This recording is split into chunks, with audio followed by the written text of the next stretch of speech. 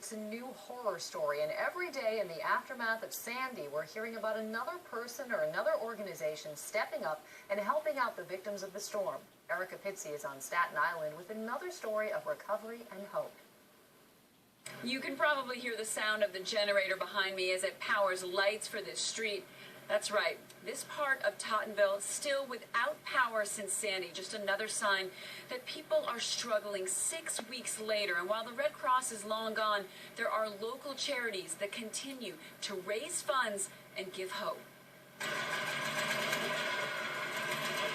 Hearing that engine rev is a sweet sound to Ed McKeon.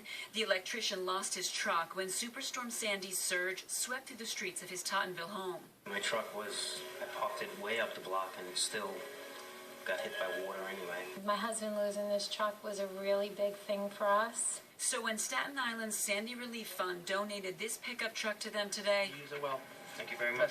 It was like Christmas. the truck truly a gift for these Sandy victims who continue to pick up the pieces of their life. The storm hit their home hard. These pictures were taken the day after. Probably the most devastating thing to walk in the backyard and just see all your stuff there and miss pictures, and it's just very, very hard, and I think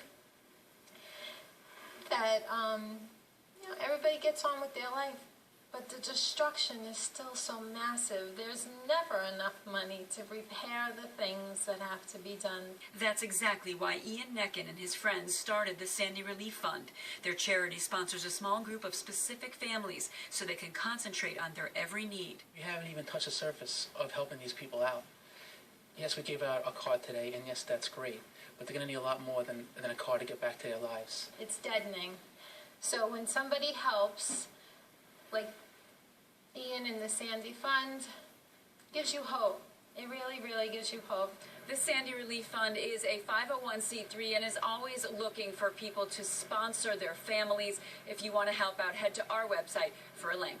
That's the latest from Tottenville. Erica Pitsy, PIX 11 News. Residents in Union Beach